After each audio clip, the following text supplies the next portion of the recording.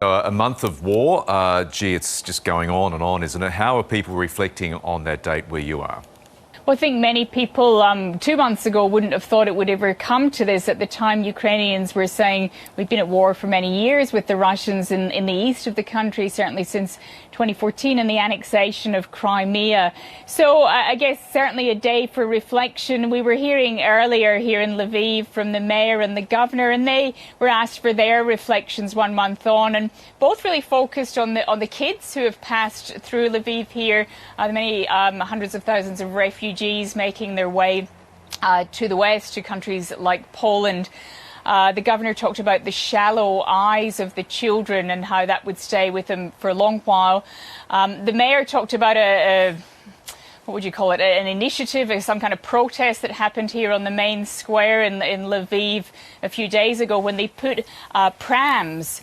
They put the same number of prams, empty prams, in the square to represent each child killed in war. It was 108 prams at that point. Today, if they did it, it would be 121 to represent the children killed in that month of war. So definitely a somber day here, a day when people, I guess, are sort of realising, and we were talking to a couple of people volunteering at a distribution centre later in the day, sort of saying, look, this is going to take a while. You know, now that it's a month in, people are sort of saying, we think this may go on for months at least, if not longer. And meanwhile, the Ukrainians are claiming they have destroyed a Russian warship, Barbara.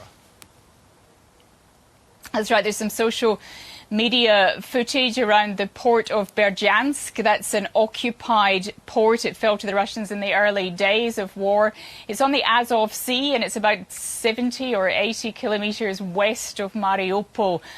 So it seems to show this explosion and then a ship burning. The Ukrainians say that this is the Orsk, part of the Russia's Black Sea Fleet, and that it's a landing ship. So they're saying they've succeeded in this operation and dealt a significant blow to the Russians, who seemed to be, I guess, almost boasting earlier in the week that the Orsk had landed there in Berdyansk. No confirmation from the Russians that that was, in fact, the ship hit.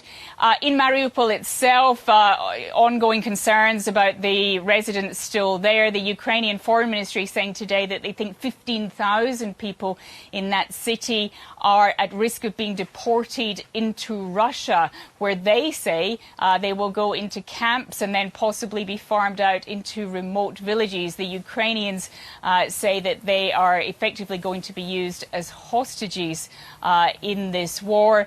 And again, as we keep saying for days and days, the efforts to establish safe humanitarian corridors out of Mariupol heading west again seem to be faltering. The Ukrainians again accusing the Russians of firing on any convoys that do start up. They also say that a bus convoy that's trying to get into Mariupol to get people and come back out to Zaporizhia, a relatively safe city. They say that those buses have been detained by the Russians. So another difficult day in Mariupol. Certainly seems that way. Barbara Miller, thank you.